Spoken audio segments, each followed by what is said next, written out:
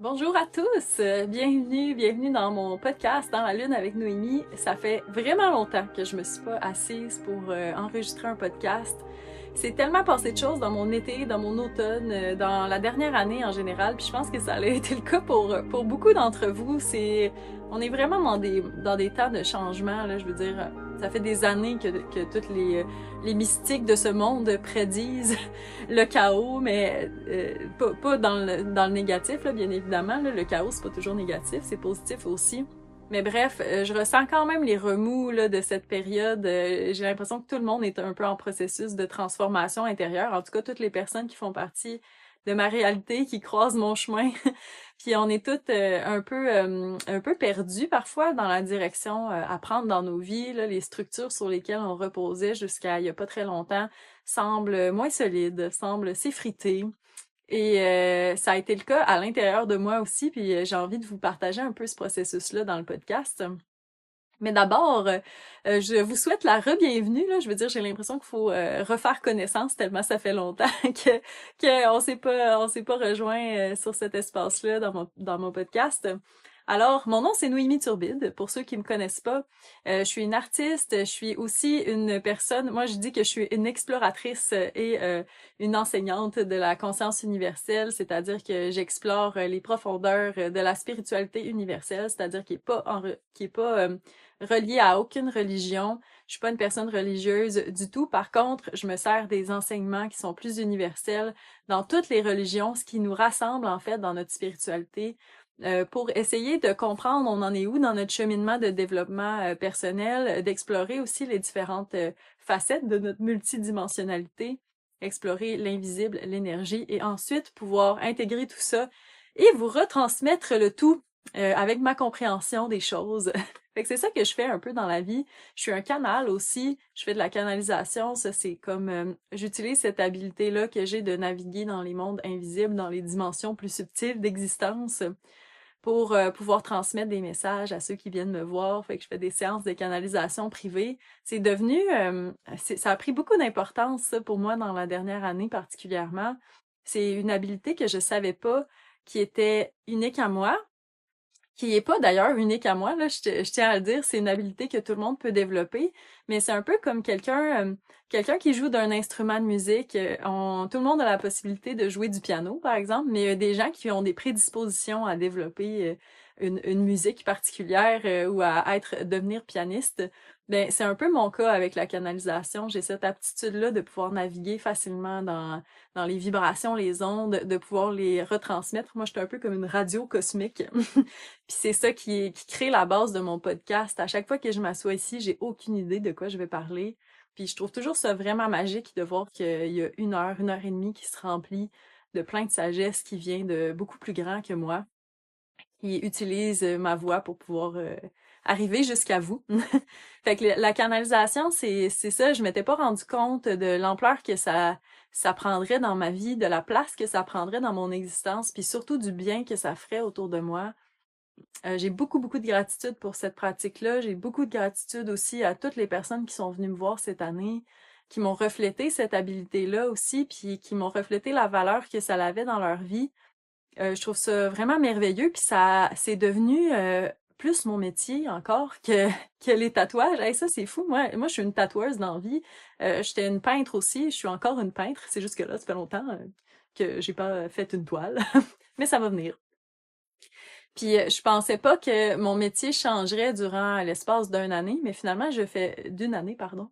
Je fais plus de canalisation maintenant que de tatouage, puis ça me flabbergaste. Je suis très contente de ça. J'adore faire des tatous, mais je me suis permis justement d'être plus sélective dans le genre de projet que j'entreprends avec les tatouages parce que pour moi, j'ai comme besoin d'un sens profond dans la vie, c'est-à-dire que quelqu'un qui vient me voir pour se décorer, tout simplement, c'est une raison tout à fait valable pour se faire tatouer. Mais ce que j'aime par-dessus tout avec mon métier, c'était la relation, l'intimité qui se crée entre un artiste tatoueur puis la personne qui est tatouée. Il y a comme une signification souvent, il y a une raison pourquoi la personne a fait appel à nous. Il y a comme tout un aspect un peu psychologique là, qui va avec ça. Puis ça, j'adore ça. J'adore la relation d'aide en général, mais juste le fait de pouvoir tenir cet espace-là, puis de pouvoir ancrer des intentions dans la peau de quelqu'un. Pour moi, c'est merveilleux. Mais bref, c'est pas toutes les gens qui se font tatouer dans cette optique-là. Puis c'est pas toutes les personnes non plus avec qui... excusez-moi la mouche. Ah non. Ah, sur le micro à part de ça. Comme je disais, là, c'est la vraie vie ici, on deal avec les mouches. Que voulez-vous? Puis ouais, c'est ça. Fait que c'est pas toutes les personnes qui ont cette relation-là avec le tatouage, puis c'est pas toutes les personnes non plus avec qui je ressens cette affinité-là qui me permet d'aller vraiment plonger dans les profondeurs de l'âme de quelqu'un. Fait que là, j'ai décidé de restreindre ma pratique de tatouage à ces projets-là qui me font vraiment vibrer, puis c'est merveilleux. Je veux dire, j'adore ça, là, à chaque fois que quelqu'un vient me voir maintenant pour se faire tatouer, c'est comme j'ai pas l'impression de me trahir là ou de faire autre chose que ce qui est porteur de sens pour moi et la personne. Fait que je trouve ça vraiment beau. Puis l'autre part de ça, c'est que les séances de canalisation, ça m'a permis justement d'être plus sélective au niveau de mes projets de tatouage. Fait que maintenant, on dirait que toute ma vie va dans la même direction. Puis c'est très, très merveilleux. Je suis bien contente de ça. Aussi, il y a ma formation que j'ai envie de vous parler, la formation que moi et Rémi, on a créée ensemble. Rémi, c'est mon conjoint. Dans le fond, moi j'ai toujours dit la canalisation c'est accessible à tout le monde, mais c'est un peu comme jouer d'un instrument de musique, mais en plus facile, disons. Là, apprendre le piano c'est toute qu'une affaire, là, mais je dirais que c'est comme apprendre à jouer du tam-tam, ok? Ça peut être intéressant d'avoir quelqu'un d'expérience qui nous guide à travers les premiers pas d'apprentissage, puis ensuite on peut voler de nos propres ailes, mais ça prend un peu une activation ou quelqu'un qui nous reflète la direction à prendre avec ça pour être capable de le développer pour soi-même. Mais c'est tellement un bel outil, là, puis c'est merveilleux, puis c'est au point où je me dis que je peux pas garder ça juste pour moi, là. C'est pour ça qu'on a eu envie de faire cette formation-là, moi puis Rémi. Ça s'appelle l'art de la canalisation. Ça sert à vous connecter, pas nécessairement avec les guides, là, comme moi je le fais, pas nécessairement de canaliser verbalement non plus, mais d'être capable de savoir à l'intérieur de vous ce qui est vraiment bon pour vous, d'avoir des réponses à vos questions pour vous aider dans votre cheminement, pouvoir voir les signes plus facilement, avoir une super sharp d'intuition, parce que l'intuition pour la canalisation, c'est vraiment cool, c'est comme des habiletés qui augmentent en même temps, qui sont un peu parallèles. Puis c'est ça, on a mis cette formation-là en place pour pouvoir justement accompagner les personnes à se reconnecter avec leur âme, avec leur essence, pour que vous soyez capable de canaliser vos propres messages quand vient le temps de prendre une décision ou juste pour être capable d'être plus guidé dans cette période trouble. Je vous invite à aller voir si ça vous intéresse. Là, j'ai fait toute une vidéo sur la formation pour vous expliquer un peu c'est quoi. Puis si jamais ça vous parle, c'est à un prix vraiment accessible. C'est 88$ pour toutes les vidéos de la formation, tous les bonus aussi. Là, je veux dire, on a mis vraiment beaucoup de temps et d'amour là-dedans. Puis on a choisi de vous l'offrir à un prix très peu élevé parce que justement, c'est comme un savoir qui a besoin de se partager là, en ce moment. Puis ça fait partie aussi de ma mission d'être capable de rendre ces choses-là accessibles. Je trouve que c'est pas comme des secrets à garder. Moi, mon but, c'est que vous ayez pas besoin de moi, finalement, pour avoir vos messages. Je sais que c'est comme un processus. Puis c'est important à certains moments d'avoir une validation un peu à l'extérieur de soi, juste pour ancrer la conscience ou ancrer la croyance aussi qu'on est accompagné dans cette expérience complètement funky d'être humain. Mais mon but ultime, c'est que vous soyez capable de savoir, d'avoir accès à votre propre sagesse, parce que cette sagesse-là, elle m'appartient pas, elle appartient à personne, elle appartient à tout le monde. C'est ça que j'essaie de dire, en gros. Fait que si vous avez envie ou vous sentez curieux, là, de développer un peu soit votre intuition, votre capacité à recevoir des messages, à capter l'énergie, ce genre de choses-là, ben, je vous invite à cliquer sur le lien, là, qui va être disponible sûrement en description quelque part, et vous pourrez aller explorer la formation si vous vous sentez appelé. Alors, voilà, tout mon petit blabla de départ est fait. Et maintenant, nous allons passer au vif du sujet. Et j'ai aucune idée c'est quoi. C'est cool ça, hein?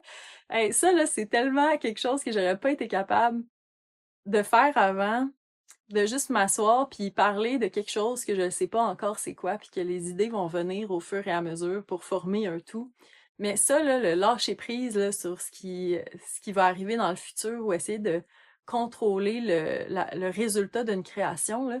Ça a été un de mes gros apprentissages de vie, puis je suis tellement contente d'être rendue au point où je peux faire ça, justement, de m'asseoir euh, avec la caméra surtout, tu sais, ça m'a demandé quand même un petit... il a fallu que je me challenge avec ça, être capable de parler devant la caméra. J'ai souvent eu le compliment dans les dernières semaines, derniers mois aussi, que j'avais de l'air très à l'aise face à la caméra. Puis la raison pourquoi j'ai l'air à l'aise, c'est que j'essaie d'être moi-même tout le temps. Dans le sens que si vous me croisez dans la rue, vous allez rencontrer la même Noémie que celle que vous voyez devant vous aujourd'hui. J'essaie d'être vraiment 100% du temps authentique, moi-même, de pas juste comme sortir de moi les facettes que je pense qui vont plaire, mais vous avez accès à l'entièreté de ma personne, qui est une personne de bonne humeur, une personne bien joviale et une personne aussi qui avait beaucoup de difficultés jusqu'à récemment à lâcher prise sur le contrôle de la présentation, le contrôle des résultats. Fait que je prends juste un moment pour dire que je suis fière. En fait, je suis fière de mon chemin par rapport à ça, d'être capable de m'asseoir puis pas savoir de quoi on va parler dans le podcast, pas essayer de prévoir les sujets, mais vraiment de laisser monter les idées à travers moi, vers vous. Puis ça, c'est les partages les plus puissants, honnêtement, parce qu'il n'y a pas le filtre de l'ego dans ce temps-là. On parle directement avec notre cœur. Le cœur, lui, n'a pas besoin de se préparer. Il sait toujours ce qui est adéquat au moment où il doit le partager. Puis je pense que ça va être un petit peu ça, le sujet du podcast, finalement. Comment lâcher prise un peu sur le contrôle, les schémas de contrôle. Hey, j'ai tellement fait des beaux apprentissages récemment par rapport à ça que, ouais, c'est ça, j'ai vraiment envie de vous partager ça, en fait. Parce que ma vision du monde, elle a énormément évolué dans la dernière année, je dirais. Je commence à voir, tu sais, d'abord pour ceux qui le savent pas, là, mon background dans la vie, là, c'est que avant d'être une artiste, avant d'être peintre, avant d'être tatoueuse, avant d'être une madame ésotérique, comme je le suis maintenant, j'étais d'abord et avant tout une scientifique. Ok, j'ai un esprit scientifique, je vous l'ai déjà partagé, je suis capable d'exprimer les choses dans ce langage-là. Pour moi, la science, c'était comme ma religion, tu sais, dans le sens que si il n'y avait pas une étude qui prouvait là, de façon irréfutable quelque chose, moi, j'embarquais pas. Tu sais, je croyais à ce qui était visible, tangible, mesurable. Puis je croyais pas à l'invisible. Je refusais de croire à l'invisible, mais je sentais au fond de moi qu'il y avait quelque chose. J'ai toujours été un canal, j'ai toujours perçu des choses, mais je me suis fermée longtemps à ces connaissances-là. Mais ça l'a vraiment beaucoup évolué. Puis là, ce que je trouve très intéressant, que j'ai nommé déjà à plusieurs reprises dans le podcast, c'est que la vraie science d'aujourd'hui, là, si on va vraiment lire tu sais, les revues scientifiques, les journaux scientifiques là, très réputés, genre le journal Nature ou d'autres journaux, on se rend compte que parmi tous ces articles qui sortent, qui passent, il y a une espèce de convergence qui a envie de se faire entre l'intangible, l'invisible et la science, puis je trouve ça vraiment beau. Puis moi, je veux vraiment encourager ça. Puis plus, justement, je commence à me réintéresser à la science, mais à un certain autre niveau. Tu sais, je pense par exemple à la physique quantique, là. Je sais que la physique quantique, ça fait gricher des dents là, à certaines personnes là, dans la communauté scientifique. C'est comme de la physique weird que ça te tente pas de dealer avec. Là. Il y a un ingénieur qui est passé dans mon bureau pour un tatouage dans la dernière année. Puis quand j'ai dit le mot physique quantique, il était « Oh non, pas ça! » J'ai juste trouvé ça tellement drôle. Je suis comme « Oh non, pas ça, parce que ça challenge tout le reste que t'as appris, hein, c'est ça. » Puis c'est vraiment ça que ça fait, bref. Fait que j'ai commencé à m'intéresser plus à la science, mais au niveau de l'énergie. Puis ma vision du monde a complètement changé quand je me suis rendu compte que maintenant c'est prouvé, là, on est fait d'énergie. OK, on le savait là, depuis longtemps, mais c'est que on doit comme réaliser que beaucoup de ce qu'on a appris, on a appris avec des œillères dans la science. Là, je pense à l'école, je pense à ceux qui ont peut-être fait sciences nature au cégep, là, ou comme si vous avez poursuivi à l'université, c'est encore pire. Mais on apprend à voir le monde comme ça. Voir juste ce qui est mesurable, ce qui est solide, ce qui est comme dans la matière.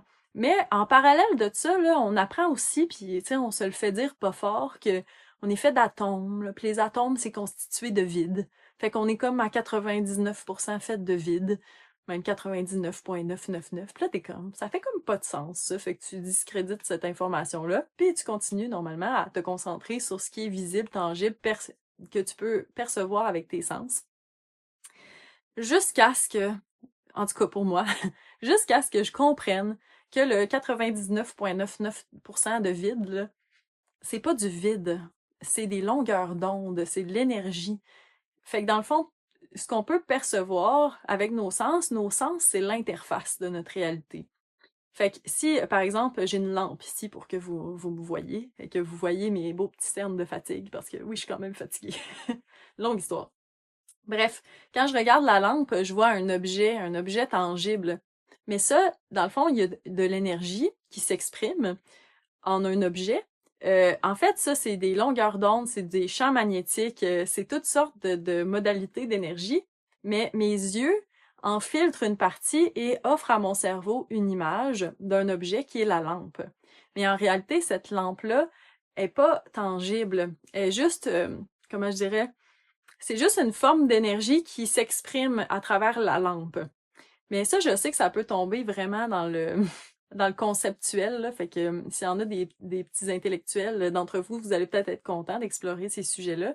Mais pour monsieur, madame, tout le monde, qui est pas autant fasciné par moi euh, que moi par ces affaires-là, ben ça a quand même un impact dans votre vie de considérer qu'on est fait d'énergie puis que tout est fait d'énergie parce que la façon dont on interagit avec ces énergies extérieures-là et avec notre énergie, ça nous a jamais été enseigné, ou nous a jamais montré comment interagir de façon saine, de façon harmonieuse avec ce qui est autour de nous, puis avec ce qui est en nous aussi.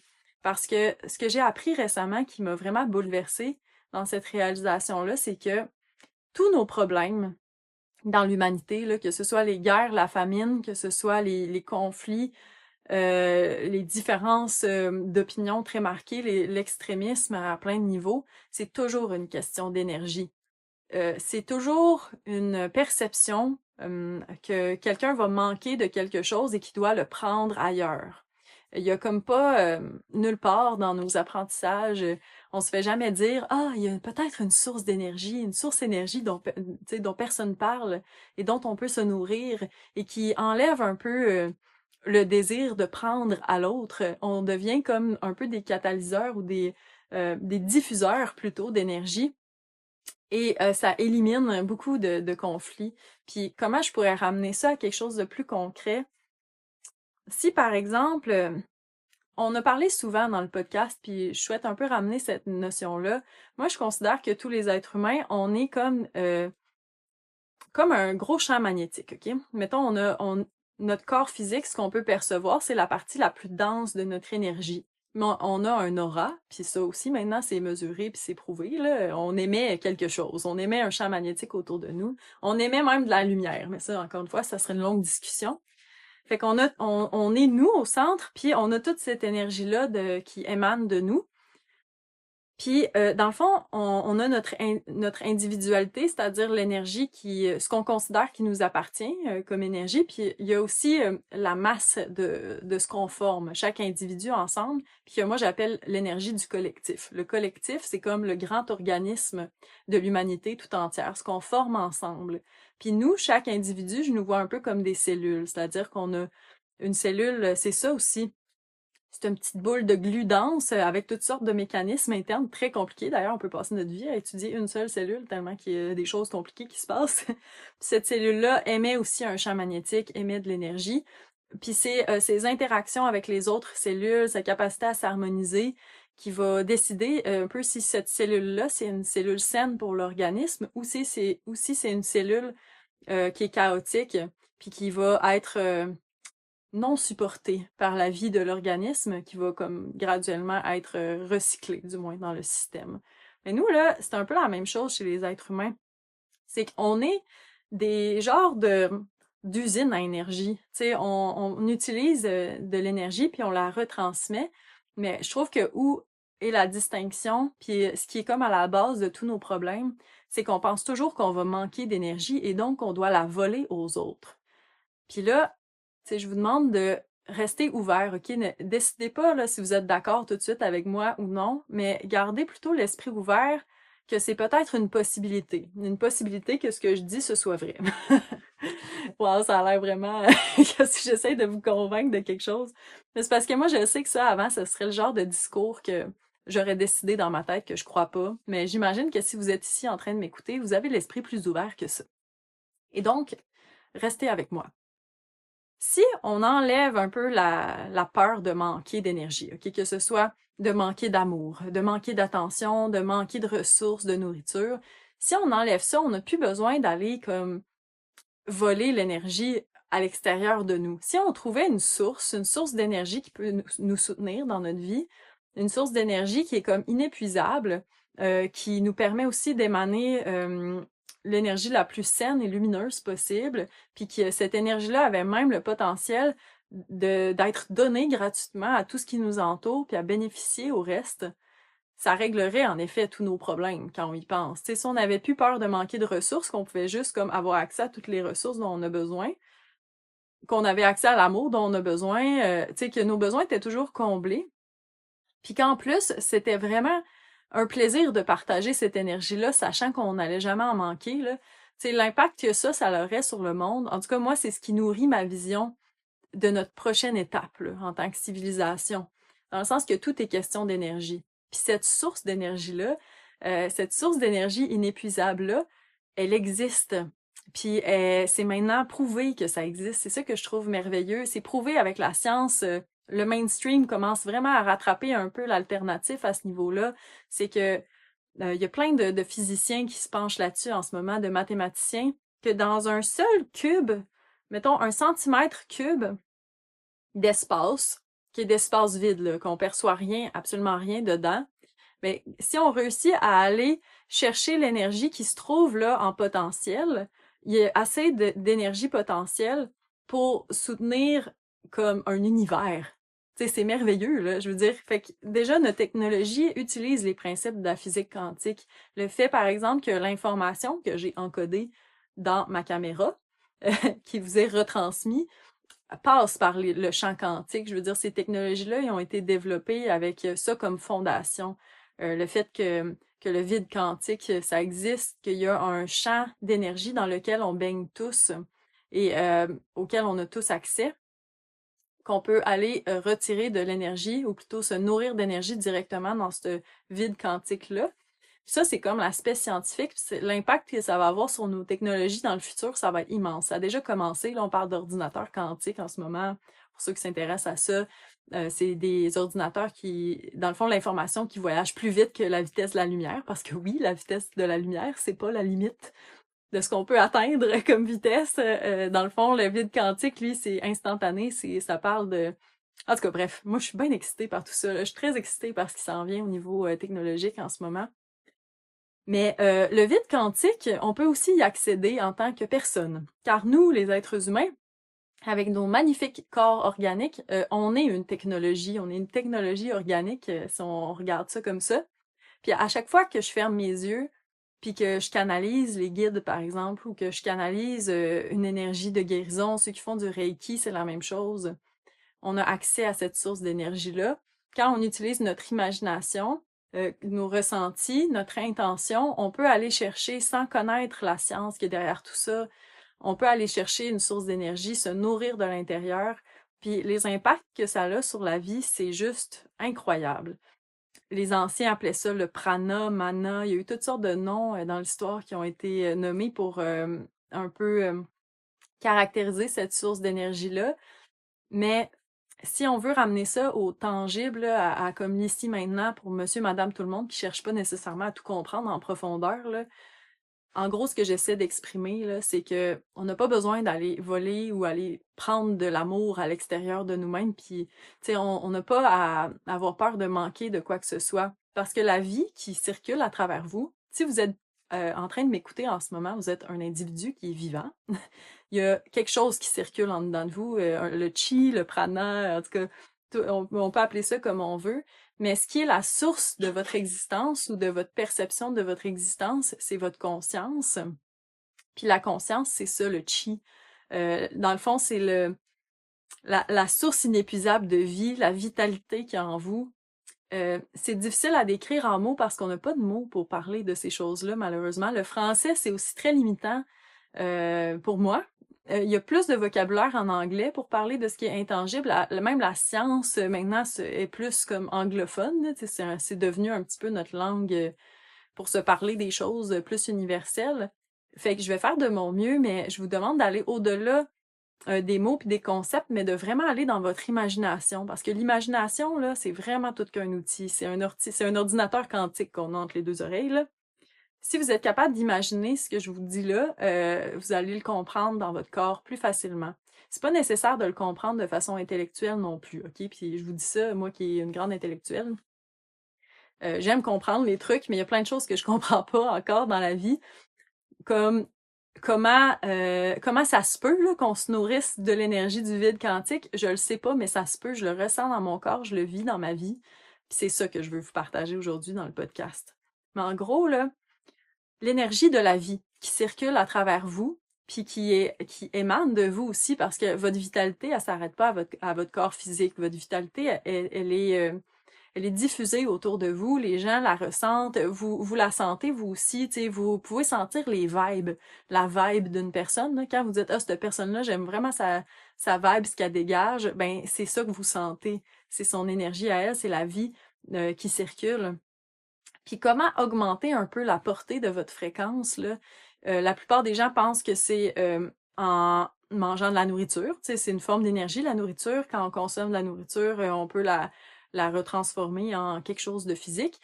C'est vrai, mais en même temps, c'est encore une source. Tu sais, je vous dis pas d'arrêter de manger, là. C'est pas ça que je dis du tout. Mais dans le sens que ça vient avec une croyance que il faut manger absolument certaines choses pour être capable de construire son enveloppe physique, ici et ça. C'est correct dans un sens, parce que la nourriture, c'est aussi de l'énergie. Il y a une qualité d'énergie là, dans différents aliments, fait que ce que vous consommez, oui, c'est vrai que ça va contribuer à ce que vous émanez, mais vous pouvez aussi vous nourrir de l'intérieur. Puis comment on fait ça?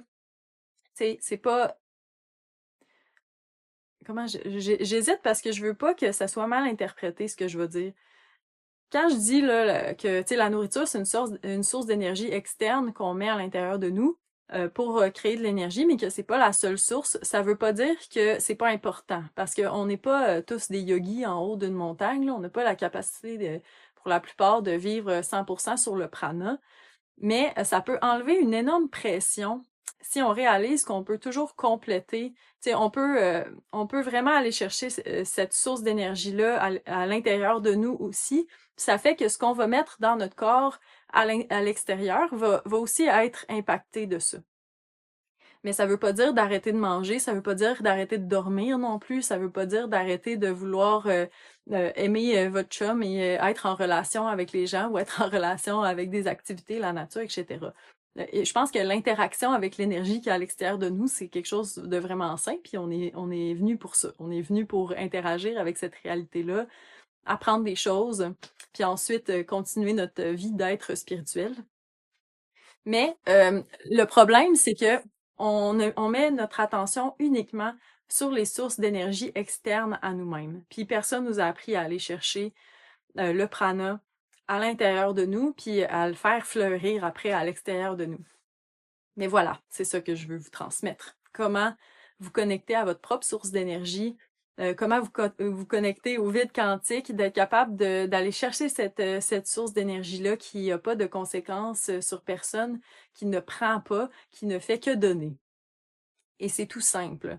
C'est prendre des moments de silence mental d'abord, de se ramener à la respiration, de se ramener au centre de nous, puis d'utiliser notre imagination. Peu importe la façon dont vous imaginez, que ce soit en vision, en visuel, la seule chose qui vous est demandée, c'est de ne pas forcer l'intellect vers une vision en particulier. Mais d'imaginer qu'à chaque fois que vous inspirez, vous faites augmenter votre champ d'énergie, que la place que prend votre champ d'énergie augmente. Puis à chaque fois que vous expirez, soit vous pouvez évacuer ce que vous voulez plus, ou encore vous pouvez concentrer l'énergie à l'expiration. Puis juste en faisant ça c'est le prana de l'air. Tu sais, les anciens avaient comme tout séparé un peu la réalité en éléments. Puis je trouvais que c'était plus simple à comprendre en fait. C'est l'énergie de l'air. On peut l'utiliser pour vivre. Il y a des gens qui ne consomment pas d'aliments dans la vie, qui ne font que des exercices de breathwork, puis qui peuvent très bien se soutenir de cette façon-là. Mais le but, c'est pas de pas manger avec tout ça. Le but, c'est d'être capable justement d'aller se nourrir de l'intérieur. Puis en faisant ces petits exercices-là, d'augmenter son énergie, que ce soit en utilisant la respiration, ou encore ça peut être pour les personnes qui sont très visuelles avec la beauté. Et puis ça, j'aime vraiment ça, cet exercice-là. C'est, par exemple, je vais aller dans un endroit où où il y a la nature, que ce soit comme une rivière, un arbre, peu importe.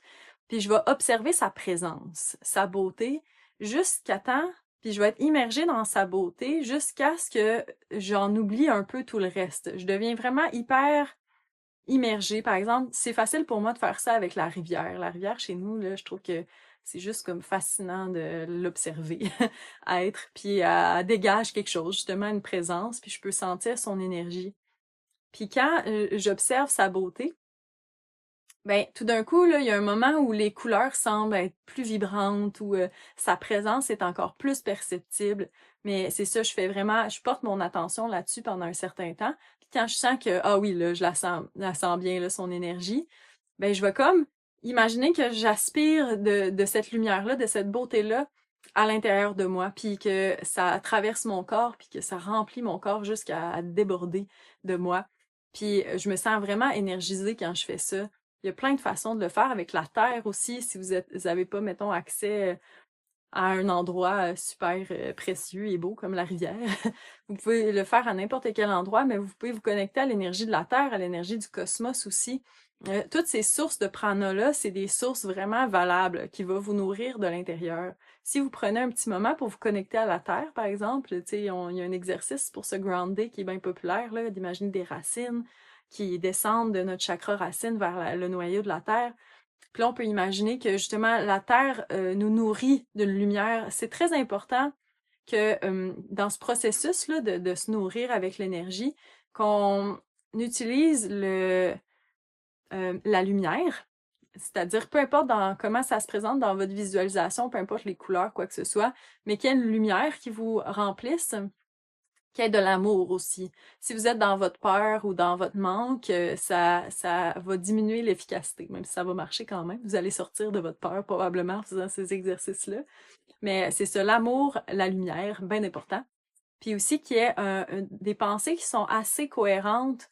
C'est pas obligé d'être très long, ça peut être quelques minutes. Puis je sais que pour beaucoup de gens, les enjeux de concentration, ça devient vraiment problématique, mais la concentration, c'est comme quelque chose qui s'entraîne. Moins on est distrait dans la vie, moins on est stimulé, puis plus qu'on est reposé là, au niveau de notre intellect, plus la concentration est facile. Fait que si au début vous êtes juste capable de faire ça pendant 1 minute, là, ben bravo à vous. C'est comme un supplément alimentaire super puissant. Mais si vous êtes capable de vous nourrir de cette énergie-là, quelques fois dans la journée, là, c'est juste merveilleux. Puis ça me donne vraiment l'occasion de prendre des petites pauses là, de la vie. Là. Moi, ça me fait vraiment du bien. Je vois pas ça comme une pratique rigide là, de méditation ou de quoi que ce soit. C'est vraiment comme, tu sais, je veux dire, manger, c'est pas un effort là, pour la plupart d'entre nous. Ça l'est certainement pas pour moi. J'adore manger, ok? La nourriture, c'est vraiment comme quelque chose que j'apprécie beaucoup dans la vie. J'aime les saveurs, là, tu sais, puis j'aime, tu sais, ça me demande pas un effort de manger. Mais ça me demande pas un effort non plus de me nourrir de prana, dans le sens que j'aime tellement la sensation puis le processus, puis juste de mettre l'intention d'un peu nourrir ma vitalité de cette façon-là, que tu sais, ça se fait de façon très naturelle. Alors que si je m'embarque dans ah, c'est bon pour moi méditer, fait que je vais me forcer à méditer pendant 15-20 minutes à tous les matins, là, puis là, ça me tente comme pas, ben là, ça devient tu sais, ça devient moins nourrissant, tu sais. Fait que j'essaie d'amener un peu de légèreté, moi, dans mes pratiques spirituelles. Puis ça, c'en est une que je trouve vraiment pertinente à partager. Puis c'est surtout l'impact que ça a, ce petit geste, ce petit changement de perception que c'est possible de nourrir sa vitalité de l'intérieur, là, ça a bouleversé mon existence. Puis je vais vous expliquer pourquoi. Mais avant, je vais terminer avec ce que je disais sur les façons de se nourrir de prana. Il y a, en prenant l'énergie de la terre, de l'air, de l'eau, de la beauté, du feu aussi. Si vous êtes en présence d'une chandelle ou d'un feu, vous pouvez vous imaginer vous nourrir de cette vitalité-là. l'énergie du cosmos aussi. Puis ça, je trouve ça vraiment cool. Si vous aimez les étoiles, que vous êtes fasciné par tout ce qui se passe à l'extérieur de la planète, vous pouvez aussi juste imaginer l'immensité du cosmos ou imaginer le grand soleil central, le centre de notre univers, ou les étoiles. Puis imaginez de la lumière qui vient vers vous puis qui entre par votre chakra coronal ou qui remplit votre être, qui remplit votre corps. Même principe, le fait de grandir la lumière, l'intensité de la luminosité, l'amour, la beauté, toutes ces belles vibrations-là, c'est ça qui vous nourrit. Voilà. Maintenant que ça c'est dit, ce que ça a comme impact là, de se nourrir de prana, là, un peu, là, ça rend plus saines les relations, les transactions énergétiques. Par exemple, si on est bien centré, bien nourri de l'intérieur, nos choix alimentaires vont être différents. Puis ça, là, j'ai vraiment remarqué. Moi, je suis une petite gloutonne dans la vie, ok? Je vous disais, là, j'adore manger. Et parfois, je mangeais plus que ce que j'avais besoin.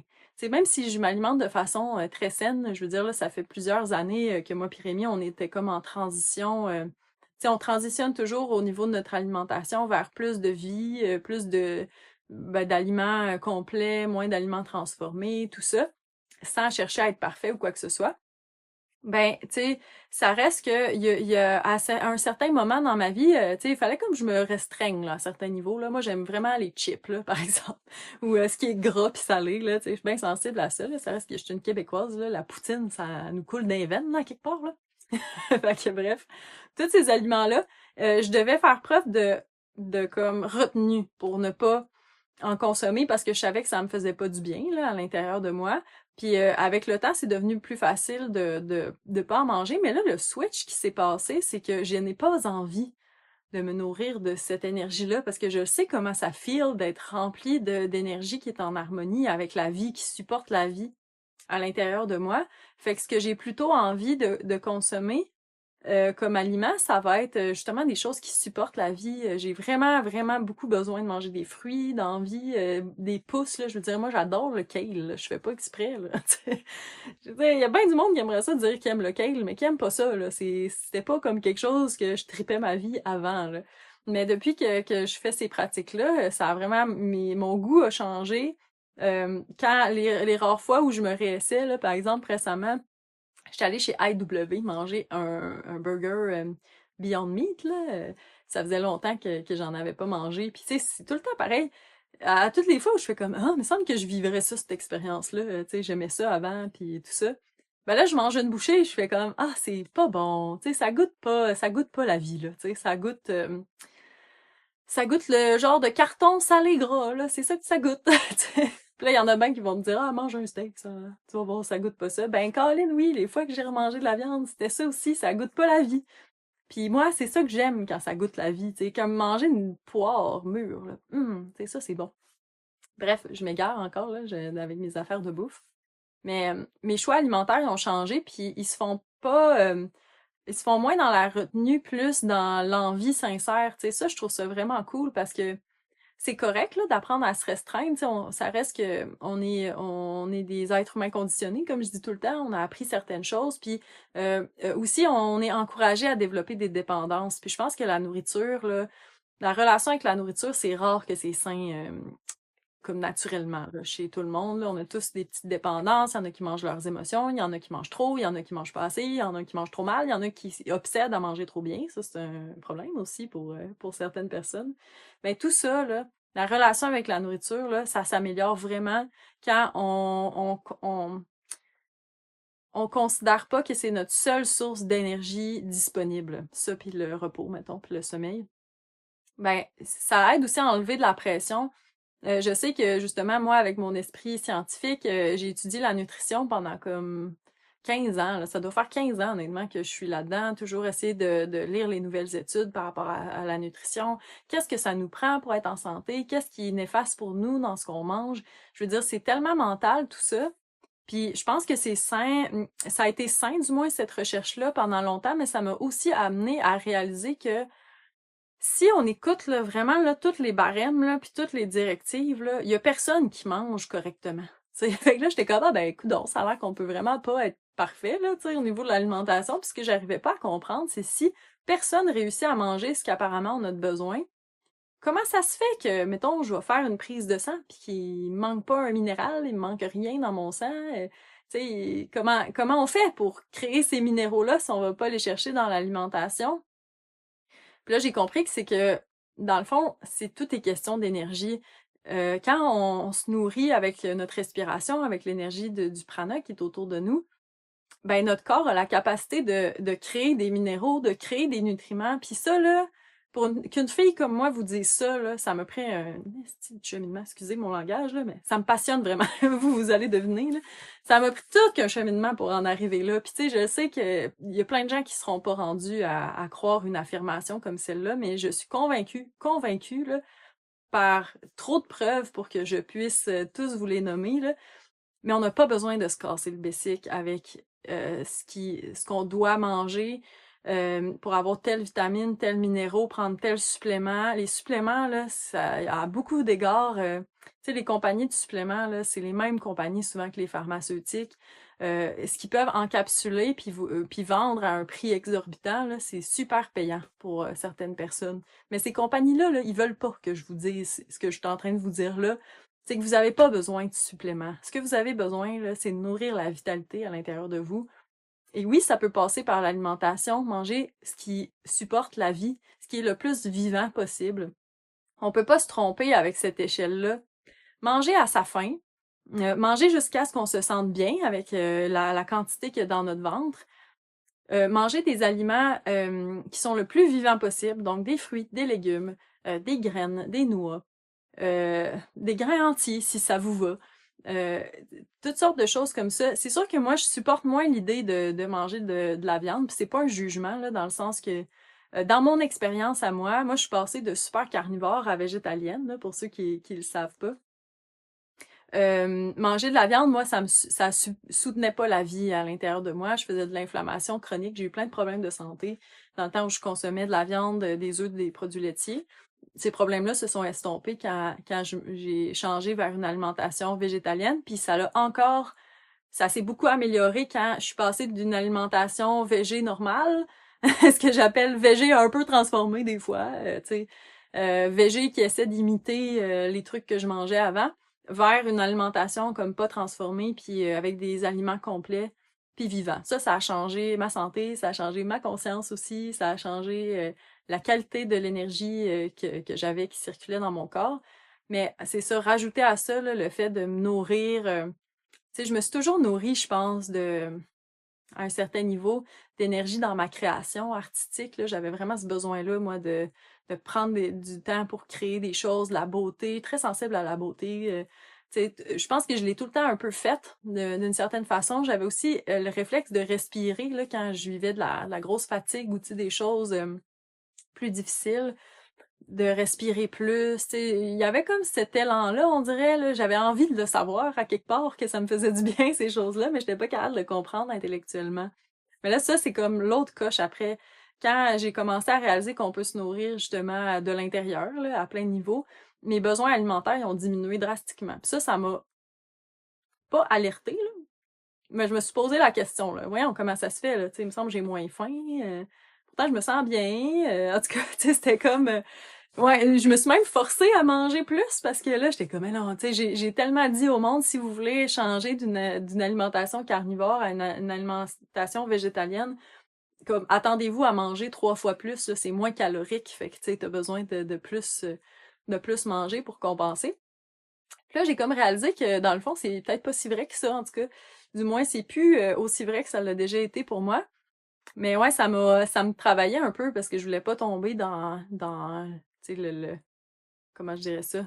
Je pense que j'avais peur du jugement, là, un peu des autres, là, ou comme d'avoir de l'air, d'avoir un trouble alimentaire, alors que, tu sais, sincèrement, dans mon corps, je ressens moins la faim, je ressens encore la faim, là, puis je mange encore, là, je veux dire, mais je mange moins souvent, puis je suis très attirée vers les smoothies, là, les trucs liquides, plein de fruits, là, justement, puis tu sais, maintenant, j'ai tendance à pas vraiment déjeuner, à manger un énorme smoothie, par exemple, là, un genre de litre là, de smoothie que mon chum me prépare chaque jour, avec beaucoup d'amour d'ailleurs. Je suis très contente qu'il fasse ça. Ça me soutient, là, c'est plein de vitalité. Puis tu sais, mon énergie, elle remonte instantanément là, quand je mange mon smoothie, quand je le mange pas durant les jours. C'est ça, les jours où je me sens plus pressée, là, je sens vraiment une grosse drop là, dans ma vitalité si je mange des toasts, par exemple, pour remplacer ça. Puis je vais manger un bon repas complet le soir. Mais tu sais, quand tu checkes ça, c'est pas tant que ça, là, comparé. Moi, avant, je déjeunais, je dînais, je soupais, puis je mangeais des collations, tu sais, puis c'était comme... C'est ça, là, j'étais toujours en train de manger.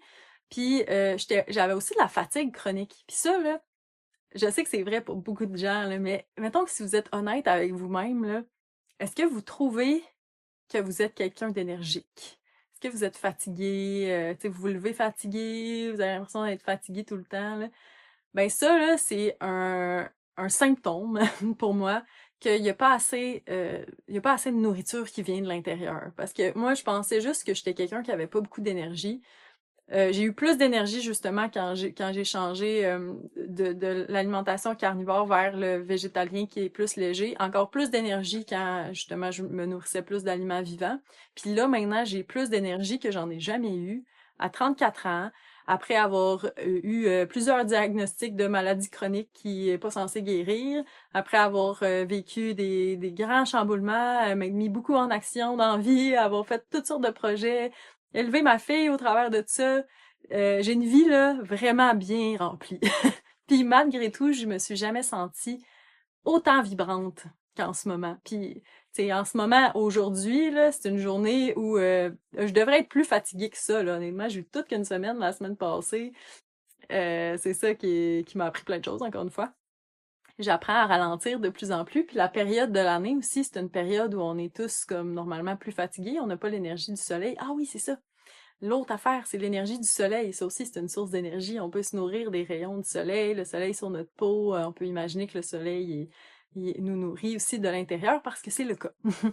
Quand il y a moins de soleil, souvent, on a moins de vitalité parce que ça reste que le soleil, c'est presque la seule source d'énergie pranique qu'on absorbe sans même en avoir conscience. T'sais, si vous êtes quelqu'un qui passe beaucoup de temps dehors, vous avez probablement plus de vitalité que bien d'autres mondes autour de vous. Si vous êtes, vous avez sûrement remarqué quand vous faites de l'exercice, quand vous bougez, quand vous êtes dehors, il y a comme une activation là, de l'énergie. Puis le soleil, c'est comme une source pour presque tout le monde. Quand il y a moins de soleil, souvent on a moins de vitalité. Bref. Puis c'est ça, malgré tout, ben j'ai pris un petit moment pour respirer tantôt avant de faire ce podcast-là. Puis aussi, je laisse passer l'énergie à travers moi quand je vous retransmets mes apprentissages. Puis je me sens déjà beaucoup moins fatiguée qu'au début du podcast. Tu sais, c'est comme si mon énergie augmente. Je me nourris grâce à vous.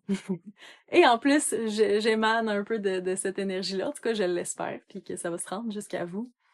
Mais ouais, c'est un gros changement de paradigme, par exemple, à avoir. Là, je suis consciente que, tu sais, on n'est pas habitué de penser comme ça. Puis c'est qu'il y a beaucoup de peur par rapport au manque. Puis tu sais, je prends encore l'alimentation parce que l'alimentation c'est très émotif là pour bien des gens.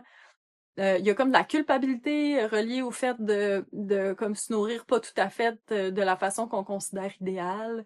Il y a aussi des peurs de manquer de choses, comme par exemple, il y en a plein qui font «Ah, moi j'aimerais ça, pas manger de viande, mais comme j'ai déjà essayé, puis je manquais de protéines ou de fer, puis ma santé allait mal». Puis moi, ce que j'ai à dire à ces personnes-là, c'est peut-être si vous avez vraiment le désir là, d'arrêter de manger de la viande, là, réessayez, mais réessayez avec une nouvelle approche. Premièrement, vous pouvez complètement éliminer la croyance que vous allez manquer de protéines dans la vie, OK? Parce que on peut pas vraiment manquer de protéines. J'explique pourquoi. C'est que les barèmes de ce qui nous est enseigné de qu'est-ce qu'on a besoin là, comme niveau de protéines, c'est des recommandations qui ont été mis public par l'industrie agroalimentaire, pas par vraiment la médecine ou tu sais les vraies études en nutrition puis tout ça, parce que ce qui nous est proposé là comme taux de protéines de ce qu'on a réellement besoin, c'est surtout pour vendre vendre des trucs protéinés. Encore une fois, c'est pour tu sais, nous faire croire qu'on va manquer, donc on a besoin de porter une attention particulière à ça. Mais ce qu'on a réellement besoin, là, comme taux de protéines, là, c'est à peu près 10% des calories qu'on consomme. Puis qu'est-ce qu'il y a exactement ce taux de protéines-là? Là, c'est toutes les plantes. Les brocolis, même les carottes. Il y a des protéines même dans les carottes, même dans n'importe quoi, en fait, ou presque. Là, tu sais, il y a des choses qui sont moins riches en protéines que d'autres. ben c'est pas important. Si vous mangez des fruits puis des légumes, des graines, des noix, un peu de grains entiers au travers de ça, vous allez jamais manquer de protéines. Moi, je connais personne qui a manqué de protéines dans la vie. Il y en a qui manquent de fer. Ça, c'est vrai. Il y en a qui manquent de vitalité. Le fer, là, pour les femmes, mettons, là, on en perd, oui, quand on a nos règles, puis tout ça. Mais c'est surtout qu'on a tendance à pas assez consommer de légumes verts. C'est les légumes verts qui sont la source de protéines et de fer naturel pour notre corps, là. Puis, tu sais, j'en reviens souvent à cet exemple-là, mais tu sais, tous les animaux les plus musclés, les plus imposants, les plus grands, les plus forts du règne animal, c'est tous des végétariens. Okay? C'est les éléphants, c'est les vaches, c'est les chevaux, c'est tous des végétariens. Fait que, en tout cas, bref, vous allez pas manquer de protéines. Fait que déjà, éliminer ces croyances limitantes-là. Puis aussi, on peut vraiment se convaincre de tout ce qu'on veut dans la vie. Si vous êtes convaincu que vous avez absolument besoin de la viande dans votre alimentation parce que sinon vous allez manquer de quelque chose, vous allez manifester des symptômes à l'extérieur de vous-même. Mais moi, ça va faire 15 ans là, que je suis végétarienne. Végétalienne, ça va faire... tu sais, ma fille, elle va avoir 12 ans cette année. J'ai commencé ma transition quand elle était bébé, fait que ça va faire 12 ans pour moi aussi que je suis complètement végétalienne. J'ai pas toujours eu une alimentation super variée là, avec ça, mais j'ai jamais manqué de quoi que ce soit. J'ai eu plein de prises de sang dans ma vie. Puis au contraire, là, je me suis guérie de trucs assez incroyables. Là. Peut-être qu'un jour, je ferai un podcast complet là-dessus, mais en gros, la sclérose en plaques, ça fait partie de mon cheminement, puis ça en fait plus partie maintenant.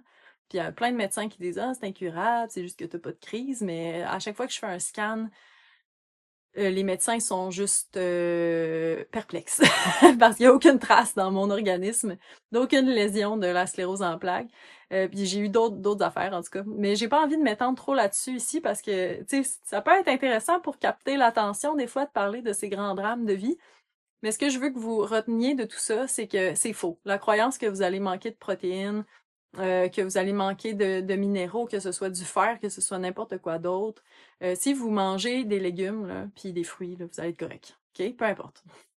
Voilà. Alors, se départir de ces croyances limitantes, puis aussi de trouver c'est quoi vos sources de nourriture pranique. Est-ce que c'est vous aimez ça, là, le breathwork, aller dehors, respirer l'air, tu sais, prendre des moments là, chaque jour pour faire ça, peu importe c'est quoi votre alimentation, au lieu de partir de comme une place de vous allez manquer de quelque chose et tu sais, il y a des conséquences, plutôt qu'agir dans la peur, on se met à agir avec notre plein pouvoir, avec notre plein potentiel. Puis moi, c'est ça qui est en train de se produire avec mon alimentation, c'est que j'ai pas envie de couper quoi que ce soit. Je coupe pas quoi que ce soit, mais j'écoute vraiment qu'est-ce que j'ai envie de manger, de quoi j'ai envie de m'alimenter. Puis c'est plutôt quand j'écoute pas ça, puis que j'agis dans la peur qu'il y a des conséquences dans ma vie. Comme c'est ça, je disais, le fait de manger moins, ça m'a un peu challengée, là, parce que moi, j'ai tout le temps dit à tout le monde dans la vie qu'il fallait qu'ils mangent assez, puis tu sais, en tout cas, longue histoire avec tout ça. Ça activait un peu une peur que j'avais de chez moi de pas assez m'alimenter. Fait que je me suis mis à me forcer à manger plus. Puis là, je me suis mis à avoir plein d'acné, à avoir un feu sauvage aussi, puis ça, c'est une autre affaire, tu sais, justement, les idées préconçues, les croyances limitantes, c'est ça qui cause nos symptômes, puis pas mal. Puis là, finalement, mais là, je me suis pognée, je me suis félicitée, j'étais comme bravo Noémie, là, tu t'es rendu compte que t'agissais pas par inspiration ou avec ton cœur vraiment, t'agissais plus par peur. Puis quand j'agis par peur, la vie me donne des signaux que c'est pas comme ça pour moi, que c'est pas comme ça mon chemin d'expansion, c'est pas de même qui se déroule devant moi. Fait que je suis revenue à mon centre. Je me suis dit, bon, comment je vois ça, moi? Je vois ça que j'ai baissé un peu ma réserve énergétique à différents niveaux en étant très active. C'est pas manger plus que j'ai besoin, c'est ralentir d'un, me reposer plus, mettre des limites là où c'est sain, puis prioriser cette nourriture invisible-là qui pourtant me remplit de vitalité. Puis depuis que je fais ça, je peux vous dire un peu les petits miracles qui s'est produit dans ma vie, là. Le temps, il est vraiment différent. Ma perception du temps a complètement changé. C'est-à-dire qu'avant, je pouvais prévoir, mettons, je sais que tel tatouage, ça va me prendre 1 heure à peu près.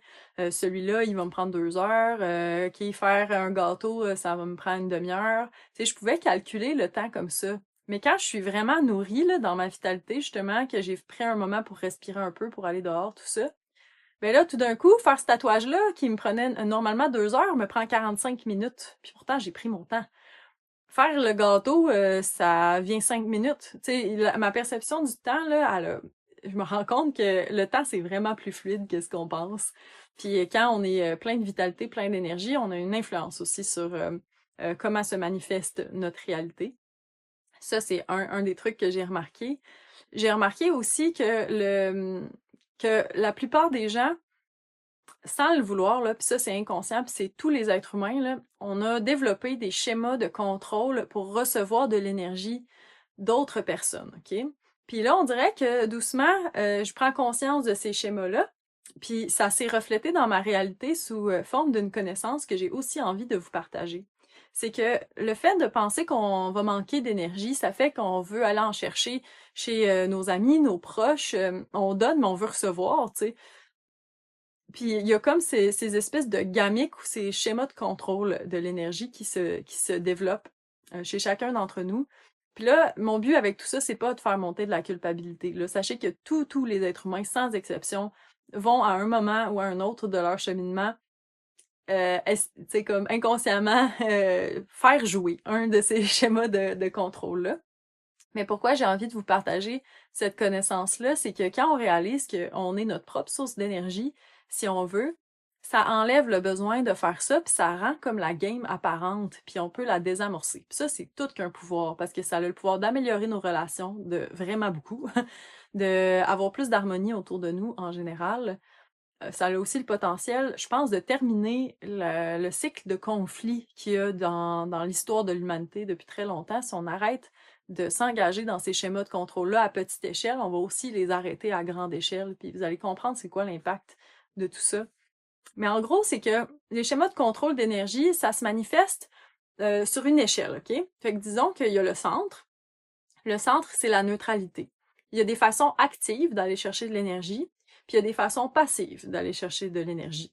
Dans le fond, il y a à un extrême du spectre de l'actif, il y a l'intimidateur, OK? L'intimidateur, c'est quelqu'un qui a peut-être manqué d'attention ou en tout cas qui a manqué de quelque chose dans sa vie, puis qui va agresser les autres pour recevoir une pleine attention. Tout ça, ça se fait là, de façon inconsciente. C'est souvent des gens qui vont avoir l'air très en colère, qui vont limite nous faire peur là, dans leur réaction d'agression, là, tu sais. Il y en a que ça va être juste de l'intimidation comme verbale, là, qui va se mettre à nous insulter ou peu importe. Ces gens-là, ils rentrent dans le spectre de l'intimidateur. Ce qu'ils veulent vraiment, par la grosse confrontation, c'est avoir une attention, un focus qui est mis sur eux, OK? Puis quand on donne, on a peur, là, on leur donne cette attention-là, on leur donne notre énergie vitale, puis ils nous drainent complètement de notre énergie, puis eux, ils se nourrissent de ça. Il y a deux façons de réagir à quelqu'un qui est un intimidateur, dépendamment de nos propres schémas. La plupart des gens vont soit eux aussi devenir des intimidateurs. Moi, c'est mon cas, là. Si quelqu'un vient me picosser, je vais répliquer, là. Tu sais, je suis à la guerre, là. C'est pas compliqué, là. Et je me pogne quand ça arrive, là. Mais là, il se fait créer une bagarre, là, pour l'énergie, là. Là, il y en a un qui veut prendre à l'autre veut prendre à l'autre. Bref, ça mène à rien. L'autre façon de réagir à un intimidateur, c'est de devenir une victime. Oh mon Dieu, oh non, puis là, on dégonfle, puis on leur donne toute notre énergie. Fait que ça, c'est le premier, l'intimidateur. Le deuxième, c'est comme la version un peu atténuée de ce même pattern-là. C'est encore une façon active d'aller chercher de l'énergie. Puis il y en a beaucoup qui vont se reconnaître là-dedans. Mais encore une fois, sentez-vous pas mal. Moi, je fais vraiment partie aussi des gens qui ont ce schéma-là en particulier. C'est l'interrogateur. L'interrogateur, là, ce qu'il va faire, c'est qu'il va aller brasser la marde. Il va aller fouiller dans les bobos de quelqu'un, il va picosser, il va poser des questions juste pour trouver ce qui est pas correct, il va chercher la façon de critiquer l'autre. Puis ça aussi, c'est une façon d'aller chercher de l'énergie. C'est comme, puis moi, je me suis rendu compte que j'étais pris des fois dans ce schéma-là avec ma fille, parce qu'on est deux petites interrogatrices. Tu sais, des fois, mettons, là, je sens qu'il y a quelque chose. Mon réel besoin, en fait, là, c'est je veux qu'elle soit bien. Tu sais, ça, c'est l'essence de mon affaire. Mais là, au lieu, comme d'ouvrir la porte pour qu'elle puisse s'exprimer, des fois, puis qu'elle vienne vers moi, puis là, je dis pas que je fais ça tout le temps, là, mais je me suis pris à faire ça à quelques reprises. Ben là, je vais comme commencer à la picosser, là. Ça a-tu bien été à l'école aujourd'hui?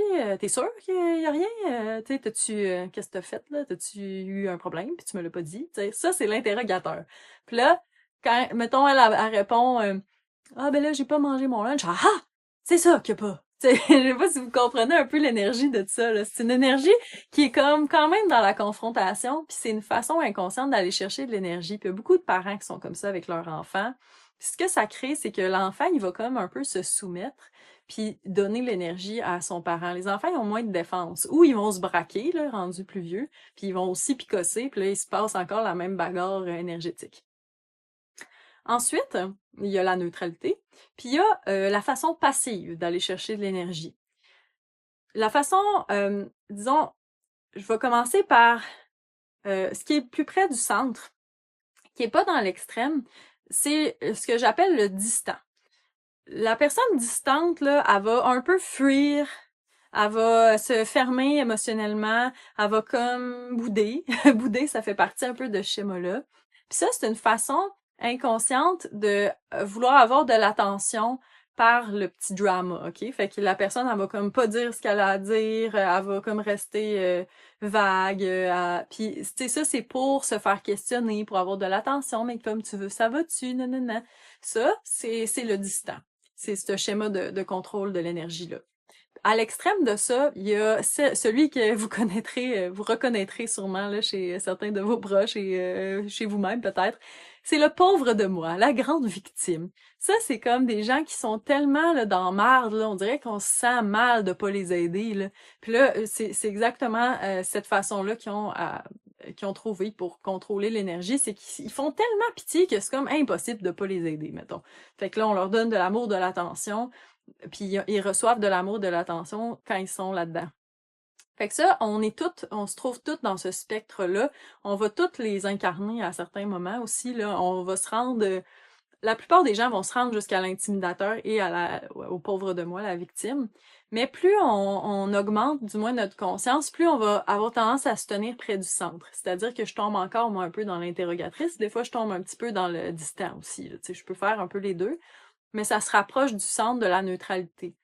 Puis, qu'est-ce qui est intéressant avec cette façon-là de voir comme la chimie énergétique, c'est que les intimidateurs, là, vont souvent, si par exemple vous avez des parents qui étaient intimidateurs, il y a beaucoup de chances que vous soyez des victimes maintenant dans votre schéma de comportement. Si vos parents c'était des victimes, beaucoup de chances que vous soyez des intimidateurs. Dans le fond, c'est ça, chaque pôle engendre son miroir. Si vous avez eu des parents interrogateurs, vous allez sûrement développer le distant ou l'interrogateur aussi. T'sais. Bref, on peut soit être complètement l'inverse ou un peu pareil que nos parents. On n'aime pas ça, entendre ça, mais c'est ça pareil. Fait que dans ces schémas-là, ça peut nous aider à prendre conscience un peu d'où est-ce qu'on se situe. Puis la vraie clé, là, avec tout ça, c'est de se pogner en train de le faire, pas se taper sa tête, puis là, devenir des grandes victimes, tu sais, mais plus comme rester neutre, objectif, faire comme hey, c'est vraiment ça que je suis en train de faire là. Et là, on peut nommer le pattern, le désamorcer complètement. Puis il y a différentes façons. Puis je suis encore en train d'apprendre à, tu sais, c'est un apprentissage qui est nouveau pour moi là, c'est-à-dire que ça s'est fait dans les dernières semaines là, que je suis capable de l'exprimer de cette façon-là. Mais je remarque que pour tu sais, des fois, ça m'arrive encore de m'engager dans un de ces patterns-là, puis je le revois juste avec le recul que c'est ça que j'ai fait. Mais des fois, ça arrive pendant, puis c'est vraiment puissant, le switch énergétique qui peut se passer. Je vais vous donner un exemple concret. Il y a des gens qui sont arrivés chez moi en début de semaine, que je connais bien, qui sont arrivés avec une énergie de confrontation. Il y avait comme quelque chose, une décision qui devait être prise. Puis et je sentais l'énergie de être juste pas d'accord, OK? Avec le point de la discussion. Bref. Il y avait une grosse énergie de même. Puis moi, normalement, ce que j'aurais fait, c'est que j'aurais riposté avec la même énergie. Si quelqu'un vient m'agresser, entre guillemets, ben moi, je vais répliquer. Tu sais, c'est comme ça que je fonctionne souvent. Ou encore, je vais m'effacer, mais là, j'étais plus comme, j'avais le goût de répliquer aussi. Mais à place, ce que j'ai fait, j'étais comme, OK, je le sens, là, ce réflexe-là, je vais juste écouter. Puis là, je vais nommer le pattern, tu sais. Ah, il n'y a pas de raison de chicaner, tu sais. Pas de raison de chicaner pour ça. On veut la même chose, tu sais. Puis là, plus la discussion avançait, plus c'est comme si l'énergie de confrontation ou d'agression, elle a dégonflé d'elle-même. Puis c'est incroyable, là, le début de la conversation versus la fin. Il y a eu une merveilleuse alchimie qui s'est produite. Non seulement moi, je me suis sentie vraiment bien avec mes réactions, mais les personnes que j'avais devant moi aussi. Puis finalement, on est ressorti tout le monde de cette discussion-là, juste vraiment nourri. Puis c'était le fun. Tu sais? Fait que ça a vraiment, là, ça a un énorme potentiel là, de voir la vie sous forme d'énergie plutôt que de voir juste comme le matériel ou le tangible, le concret, ou tu sais, même les concepts spirituels. Tu sais, c'est toujours, souvent, c'est trop complexe pour ce que c'est réellement. On a tendance à vraiment complexifier les choses pour rien, là, nous, les êtres humains, avec notre gros cerveau, là. On est bien fiers, là, de notre cerveau, là. C'est un merveilleux ordinateur. Puis je le dis souvent, l'intellect, c'est un outil puissant, mais c'est pas l'outil qui doit nous diriger ou contrôler nos décisions. C'est plutôt notre cœur, notre âme. Puis c'est pour ça que je ramène toujours tout le monde à être là avec son cœur, parce que en réalité, là, on veut toutes la même chose. Tous les êtres humains, je suis convaincue, à quelques rares exceptions, puis les rares exceptions qui veulent pas ça, c'est probablement des personnes très blessées qui souffrent et je ne les envie pas du tout. Mais ce qu'on veut, là, pas mal tout le monde, là, c'est on veut vivre dans un monde en paix. On veut plus qu'il y en ait de guerre. Ça me tente plus, moi, qu'il y ait de guerre. Vous autres non plus, je suis sûre. On veut pas non plus vivre dans un monde où les gens peuvent manquer. On voudrait qu'il y ait assez de tout pour tout le monde. On veut vivre dans un monde où tout le monde se respecte mutuellement, où on est bienveillants les uns avec les autres, où on vit en harmonie avec tout ce qui nous entoure, avec la nature. On l'a toute cette vision-là. Puis il y a une raison pourquoi on l'a toute cette vision-là, c'est qu'on est né, on est fait pour la rendre réelle. Puis comment la rendre réelle, c'est là qui est souvent l'enjeu, c'est vraiment important d'abord de réaliser que ça se peut, de se libérer de nos conditionnements qui nous font croire qu'une vision comme ça se peut pas. Mais moi, je suis convaincue qu'on est ici pour la réaliser, notre vision d'un monde harmonieux. Puis quand je parle comme ça, là, tu sais, d'amour, de lumière, d'harmonie, là, tout le monde est gentil, tout le monde est beau, là, je sais ça peut sonner naïf à un certain niveau, mais honnêtement, là, ça prend des fois des gens qui ont passé par l'enfer pour réaliser que l'enfer a pas besoin d'exister. Puis il y a pas de naïveté dans mon discours. Puis ça me rend comme émotive même d'en parler de cette façon-là. C'est que, tu sais, euh, j'entends souvent des discours, tu sais, oh, là, le love and light, là, tu sais, c'est tellement naïf, là, c'est le shadow work, là, tu sais, c'est ça qu'il faut faire. Puis, tu sais, oui, il faut être conscient de ses ombres pour être capable de changer, puis ça, je vais jamais en douter. Mais on a vraiment plus besoin de décomplexifier, de se libérer aussi de cette couche de culpabilité, de crasse, de honte de ce qu'on est, de haine envers nous-mêmes puis la nature humaine, là, tout ça, là, ça n'a pas besoin d'être là. Puis je vous parle sans un once de naïveté parce que il a fallu que je voyage dans l'autre vision, ce qu'on appelle l'enfer, là. L'enfer, là, c'est le miroir du paradis. Est-ce que je vous décris une vision où tout le monde vit en harmonie, où tout le monde est beau, tout le monde est fin, là? Je pense que ça se peut pour vrai parce que le miroir de tout ça, je l'ai expérimenté. J'ai vécu aussi, j'ai gravité dans un monde où personne n'est fin, où tout le monde veut te prendre quelque chose, où y a rien de solide, y a rien de sécuritaire, où même notre propre intégrité physique, tu sais, on n'a même pas le pouvoir sur notre propre corps. J'ai vécu dans ce paradigme-là pendant quelque temps, jusqu'à temps que je me rende compte que c'était un choix d'évoluer là-dedans ou de faire vraiment le ménage dans ma vie, le ménage dans mes croyances, dans mes jugements, dans ma perception du monde. Puis c'est après avoir traversé cette période-là qui a été la période la plus dure de ma vie que j'en suis venue à réaliser que le paradis, c'est très accessible, c'est un état d'esprit. Le paradis, c'est un état d'esprit. Puis ça, là, je suis vraiment convaincue de ça. C'est quand on choisit de croire que ça se peut que ça aille bien. Qu'on choisit de croire que ça se peut faire confiance puis pas se faire jouer dans le dos. Quand on se met à donner, puis à donner là, vraiment là, sincèrement là, avec son cœur, à donner de ce qu'on a l'impression de manquer des fois. Tu sais, par exemple, si on a vécu de la pauvreté financière, là, ben donner de l'argent. Puis ça, là, il y a plein de personnes qui comprennent ça très bien. Ceux qui donnent là, aux itinérants ou tu sais, en tout cas, c'est un autre gros sujet, mais ceux qui donnent de l'argent quand ils voient là, tu sais, qu'il y a un besoin, là, puis pourtant ils en manquent eux-mêmes, là, c'est des gens qui ont compris beaucoup, beaucoup de choses. Quand on manque de quelque chose puis qu'on réussit à le donner de bon cœur, là, c'est la fin du manque. Parce que là, on fait de la place à recevoir, on fait de la place on fait un acte de foi. Puis faire confiance, là, c'est dur, là, c'est vraiment dur, mais câline que ça vaut l'inconfort, ça vaut le changement. Puis moi, tu sais, si je pouvais, dans le fond, vous décrire là, mon expérience de vie d'un bout à l'autre, là, vous remarquerez que ma vie, elle a été remplie de contrastes. J'ai vécu des grands drames dans ma vie, des grands traumatismes, des choses tu sais, que j'aime pas tant nécessairement faire revivre dans le présent, parce que j'en vois pas la nécessité, mais des grandes souffrances. Puis le fait de traverser ces souffrances-là, de m'en libérer, ça m'a juste rendue plus lumineuse. Tu sais, je me fais dire ça souvent comme ah, Noémie, t'es tellement lumineuse. C'est moi, je suis une personne beaucoup dans la joie, là. Je suis dans la joie, je dirais 95, non, 99% du temps. Mais ça n'a pas toujours été le cas, tu sais. Mais c'est justement, j'ai fait un choix à un moment donné de la nourrir, cette joie-là, de la nourrir avec ce que j'avais à disposition, de faire confiance que la vie n'était pas là pour que je souffre, puis que la cause, la vraie source de tous mes problèmes, c'était toujours une question de perception. Toujours une question de perception. Puis ouais, je me suis emportée dans cette grande vague de passion. Mais c'est parce que des fois, j'entends ces discours-là comme, tu sais, de shadow work, puis ça me travaille de l'intérieur parce que je sais que les ombres, c'est important. Tu sais, je sais, par exemple, que dans mes ombres sont nés beaucoup de mes grands cadeaux. Tu sais, je suis une personne qui peut être critique dans la vie. Maintenant, je choisis plutôt d'être une personne avec du discernement, mais je laisse tomber les jugements puis la critique. De plus en plus pour simplement garder le discernement.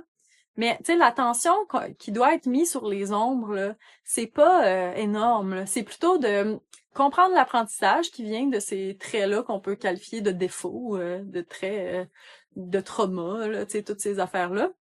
Mais si on reste focus là-dessus, là, qu'on patauge dans la boîte, là, on reste dans la boîte. On trouve pas la perle, le trésor qui après va pouvoir illuminer le reste de notre chemin, tu sais. Puis il y a beaucoup trop d'attention qui est mise en ce moment sur le négatif, sur ce qui va mal, sur ce qui doit être changé. Puis j'ai partagé un petit peu de ça dans une vidéo sur mon compte Instagram. Tu sais, l'art, là, pour moi, l'art, là, ça devrait être un véhicule de beauté, un véhicule de conscience, d'expansion. Ça devrait pas être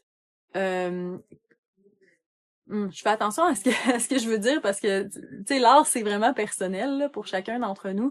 Mais moi je ressens un grand malaise avec l'art qui dénonce tout le temps. Tu sais dénoncer certains enjeux c'est important, mais ça doit pas être 100% du focus parce que là où on met notre focus puis notre attention, l'énergie grandit. C'est comme ça qu'on donne de notre énergie, c'est quand on donne de l'attention. Puis l'art là, ça a le potentiel de changer le monde puis tu sais ça peut être toutes les formes d'art, là. Tu sais, des fois, là, ça m'arrive là, que j'écoute un film, là, puis je suis comme, mon Dieu, que c'est un chef-d'œuvre, ce film-là. Là. Je pense au film La Belle Verte. Si vous avez pas vu La Belle Verte, là, s'il vous plaît, là, allez le voir. C'est du génie. C'est un film français, il est très vieux, il est rendu dur à trouver, mais comme tapez sur Google La Belle Verte streaming, puis vous allez le trouver, là. Mais ça, c'est une œuvre d'art qui a changé ma perception du monde. C'est drôle, c'est léger, c'est tellement vrai, c'est tellement beau. Puis franchement, là, ça dénonce dans l'humour, tu sais, ça met l'attention sur ce qu'il y a de beau puis ce qu'il y a de vrai, puis ça nous brasse pas dans notre marde, là, tu sais, je veux dire, on le sait tout, là, qu'il y a de la guerre, on le sait tout, qu'il y a du monde qui vit des souffrances puis tout ça, mais attention à tout le monde, là, tombez pas dans la victimisation, justement. Ah, l'humanité mérite pas d'être sauvée, on est donc ben un peuple de merde, on n'a jamais rien fait de correct, depuis 1000 ans, là, ça va mal. Ça s'est toujours amélioré, OK? On va se dire ça de même, là. Depuis les 2000 dernières années, là, ça va quand même en s'améliorant, là. C'est sûr qu'on a une petite tendance pour certains, à être violent, à être agressif. Il y a eu plein de grandes souffrances, là, dans la vie, mais est-ce que ça doit nous empêcher de progresser? Pas du tout. Ça devrait même être un grand, moi, je veux dire, c'est un bon argument pour moi. Là. La voie de la violence puis de l'agression, je pense qu'on l'a assez expérimenté là, en tant qu'humanité. Là. On peut passer à autre chose. T'sais. Puis comment on passe à autre chose, là, c'est en nourrissant pas l'agression, l'interrogation, la distance émotionnelle, puis la grande victime. Là, c'est en arrêtant le pattern. Puis à petite échelle, fait qu'on nourrit plus le grand de ça aussi. Parce que si on est toutes des cellules, d'un grand organisme, on a un pouvoir, on a un impact, puis surtout on a une importance chacun d'entre nous. On a tout notre rôle à jouer, notre part à faire. Puis ce qui est merveilleux, là, c'est quand tantôt je parlais d'énergie, de source d'énergie, de la façon dont l'énergie circule aussi. Quand on est dans notre plein pouvoir, là, dans notre pleine vitalité, là, dans le fond, c'est pas vrai qu'il y a comme l'ombre puis la lumière, puis que les deux sont de force égale, OK? L'ombre, là, c'est une illusion. Dès qu'il y a de la lumière, l'ombre, elle peut plus exister. Fait que ça fait que quand il y a de l'amour, là, l'absence d'amour, là, ne peut plus exister. Puis plus qu'on devient fort et ancré dans notre vitalité, plus on a de la puissance énergétique. Fait que tu sais, dans le fond, il y a des cellules pourries, là. Je suis d'accord avec vous. Tu sais, il y a plein de monde qui essaie de me convaincre chaque jour, là, à quel point il y a comme telle personne qui mérite pas de vivre, là. Mais je suis comme cette personne très blessée, là. Même si elle était comme super déconnectée, là, de son essence, là, puis de son âme, là, au point de devenir un psychopathe, là. C'est son chemin. J'ai de la compassion. Ça doit être terrible, vivre son existence, là. Si t'es capable d'infliger de la souffrance à d'autres personnes, imagine ce que t'es capable de t'infliger à toi-même. Mais tout ça pour dire que ces personnes-là, il y en a pas beaucoup, puis ils ont peu de substance réelle. C'est dans le sens ils peuvent faire du dommage autour d'eux, mais ils peuvent pas avoir une influence aussi grande que quelqu'un qui est vraiment ancré dans son essence, ancré dans son âme, puis qui est sur son chemin d'expansion de conscience. Puis ça, j'ai été témoin de ça à de nombreuses reprises. Là. Moi, j'ai croisé des gens euh, dans ma vie que certains auraient qualifié de personnes abjectes et horribles, OK? Puis j'ai jamais peur de ce monde-là parce que il y a quand même quelque chose dans le fond de moi. Puis ça, tu vois, c'est une belle qualité que je porte, puis je vais prendre un moment pour l'honorer en vous la partageant. C'est que moi, quand je vois quelqu'un, là, je le vois jusque dans le fond de son âme, OK? Puis je vois les ombres, puis je vois aussi, là, même si c'est petit, là, caché, là, au fond de son œil, là, il y a quand même quelque chose que ça y tente de vivre, une lumière qui veut exister. C'est très fort, le potentiel de s'épanouir chez l'être humain, là. Puis ça a été présent chez presque tout le monde, en fait, chez tout le monde, moi, que j'ai rencontré dans ma vie. Même les personnes qui ont l'air les plus ben c'est ça qui ont des comportements vraiment pas corrects, tu sais, puis ça excuse pas là, je veux dire c'est pas parce que quelqu'un on n'est pas obligé d'haïr quelqu'un parce qu'on n'est pas d'accord avec ses comportements, même si ses comportements causent de la souffrance, on n'est pas obligé d'haïr la personne pour ça parce que la personne là, elle essaye de se naviguer comme un peu. Des fois, elle marche dans des directions qui sont vraiment pas évolutives pour elle. Puis moi, j'ai de la compassion quand je rencontre des personnes comme ça. Puis je vois quand même qu'elle est là, la semence. Puis qu'est-ce qui va l'activer? Qu'est-ce qui va l'arroser, cette semence-là?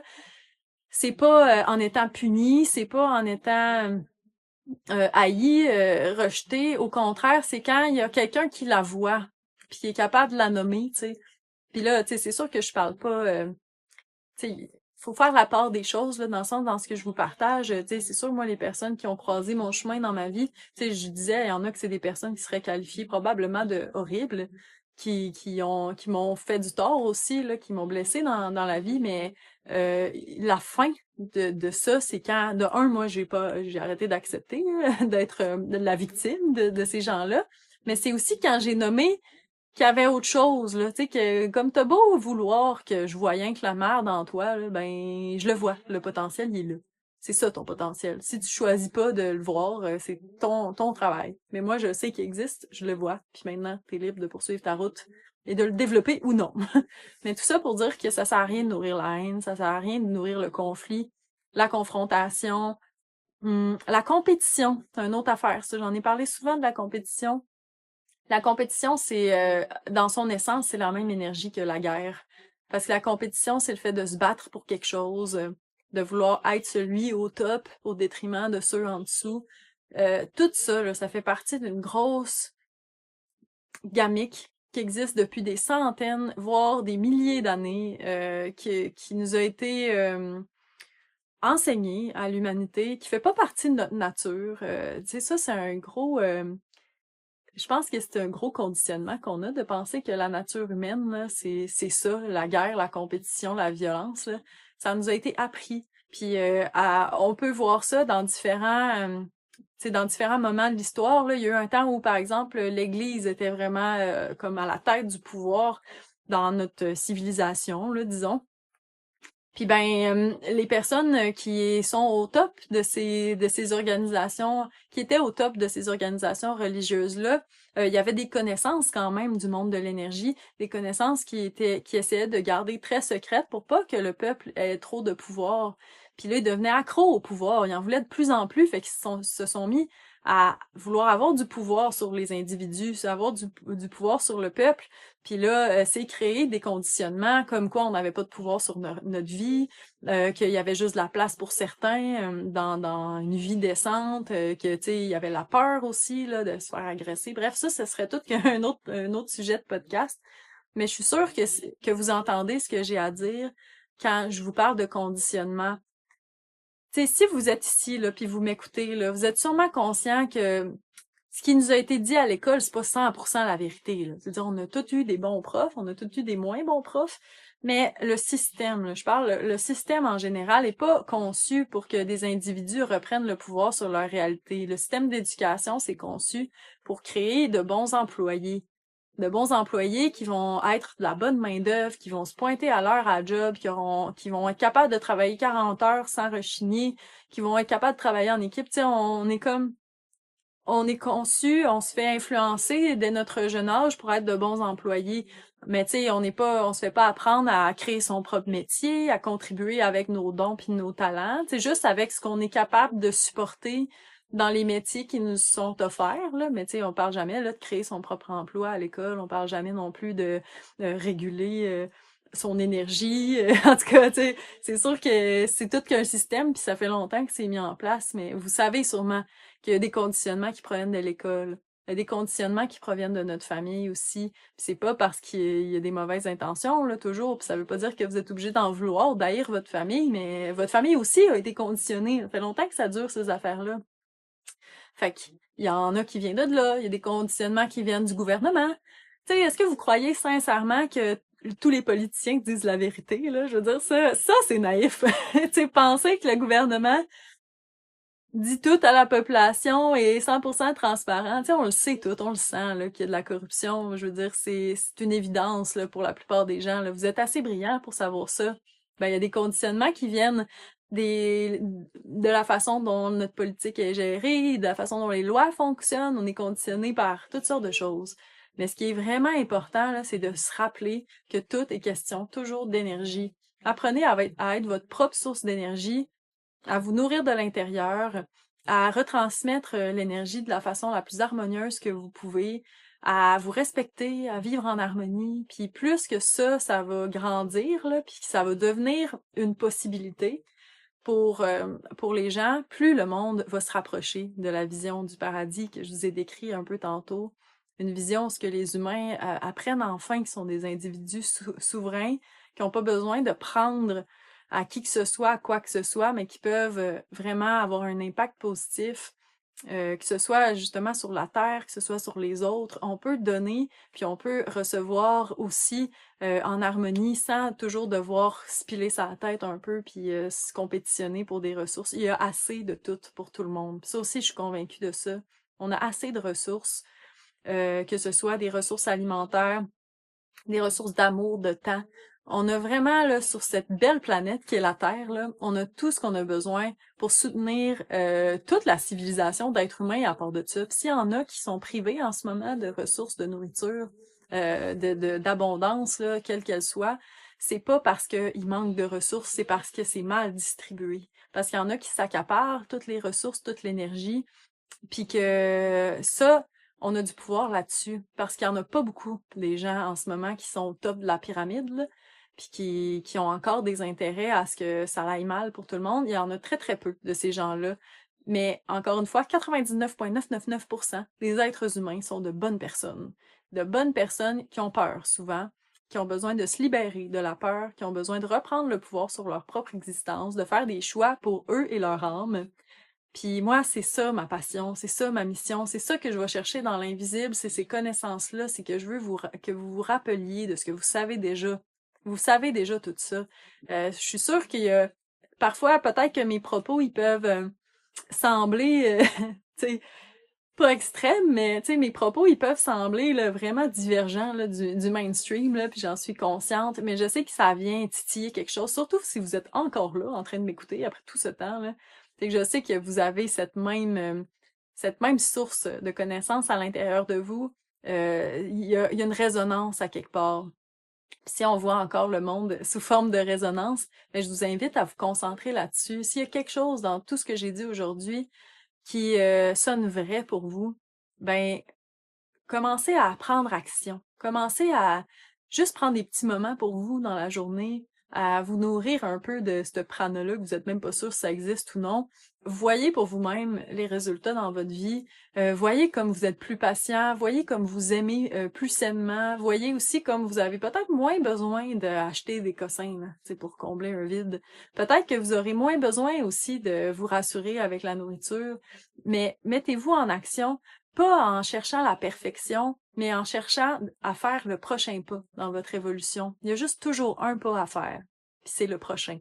Il n'y a pas comme de destination dans ce beau chemin d'apprentissage et d'ouverture de la conscience. Il y a juste toujours plus à apprendre, toujours plus à grandir. C'est un chemin merveilleux. Puis ça, je vous dis ça avec tout mon cœur, puis surtout avec l'expérience de quelqu'un qui a vécu qui a fait un choix dans sa vie d'élargir sa conscience plutôt que de chercher à s'éteindre de plus en plus. Puis franchement, là, cette voie-là, elle est pas toujours facile, mais mon Dieu qu'elle est épanouissante puis elle est nourrissante. Puis votre vie, elle peut tellement devenir magique du jour au lendemain si vous acceptez la possibilité que c'est possible que vous ayez plus de pouvoir que ce que vous pensez. Alors voilà, j'ai assez déblatéré pour aujourd'hui, mais je suis vraiment très heureuse d'avoir pris le temps de faire le podcast avec vous, d'enregistrer ce moment-là. Puis moi, ça me fait vraiment du bien de consolider ça, en fait, de mettre toutes ces notions-là qui virevoltent parfois un peu dans ma psyché, de les rendre matière avec les vibrations de ma voix, avec cette énergie qui part du prana et qui vient vers vous. Je trouve que c'est vraiment magique l'existence. Puis si vous êtes atterri quelque part à écouter mon podcast, là, c'est qu'il y a un message important pour vous. Soyez alerte aux synchronicités dans votre vie. Les synchronicités, c'est le principe organisateur de notre existence. C'est-à-dire qu'ils ont plus d'importance que ce que ça a l'air. Puis vos synchronicités, ça va parler juste à vous aussi. Fait que soyez alerte. Vous verrez que la vie, c'est full magique. Puis c'est juste de l'énergie. Puis plus qu'on en prend conscience, plus qu'il y a des beaux apprentissages qui en ressortent. Alors, voilà. Si jamais vous voulez aller plus loin dans ces notions-là, vous avez envie d'une séance avec moi, une séance personnalisée, ça peut être une séance de canalisation, mais ces temps-ci, je me suis aussi mis à faire des séances d'ouverture, des initiations un peu par rapport à l'ouverture de son canal. En tout cas, c'est toujours des beaux soins vraiment merveilleux. Fait que si vous avez envie de passer un petit moment avec moi, gênez-vous pas pour m'écrire. Ça me ferait vraiment plaisir de vous offrir ces soins-là. Il y a aussi ma formation qui est disponible sur mon site internet si vous voulez aller plus loin.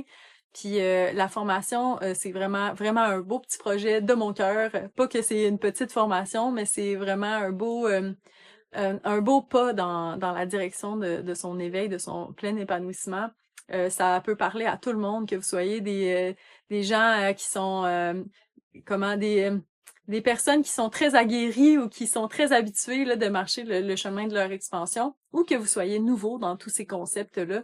Il y a quelque chose à retirer pour chaque personne, j'en suis convaincue. Alors, gênez-vous pas pour aller voir si ça résonne avec vous. Puis, c'est pas mal ça. Sinon, as-tu des événements qui s'en viennent? Ah oui, mes événements de dialogue avec l'univers, là, c'est des événements mensuels ou c'est des soins énergétiques de groupe. On faisait ça ici à Rimouski. Mais là, on a un autre petit projet que je vais vous parler sûrement très bientôt. Et donc, on ne sera pas en présence à Rimouski pour les prochains mois. Et on a choisi de faire les événements Dialogue avec l'univers en ligne. Fait que ça va être accessible à tout le monde. On va les faire en direct, probablement sur Zoom. Puis si vous voulez vraiment rien manquer là, au niveau des événements ou encore de ce qui est offert comme nouvelle offrande de ma part vers vous, inscrivez-vous à mon infolettre. Vous avez juste à aller sur mon site internet www.noemiturbide.art. Puis c'est drette En arrivant, vous écrivez votre nom, votre courriel et vous faites maintenant partie de mon infolettre et je pourrai vous tenir au courant de tous les podcasts qui sortent, de tous les événements qui s'en viennent. Et inquiétez-vous pas, c'est pas tannant. Je vais pas inonder votre boîte de courriel là, comme c'est le cas souvent avec bien des infolettres. Moi, je vous écris quand c'est important, quand j'ai quelque chose d'intéressant à vous dire ou que j'ai quelque chose d'intéressant à vous offrir. Alors voilà, je vous laisse aller à votre journée pour de vrai cette fois-ci. Prenez soin de vous, prenez soin de votre énergie, puis prenez donc quelques minutes après avoir fermé tout ça pour juste respirer puis vous remplir le réservoir d'énergie vitale. C'est sûr que ça va vous faire du bien et je vais faire de même.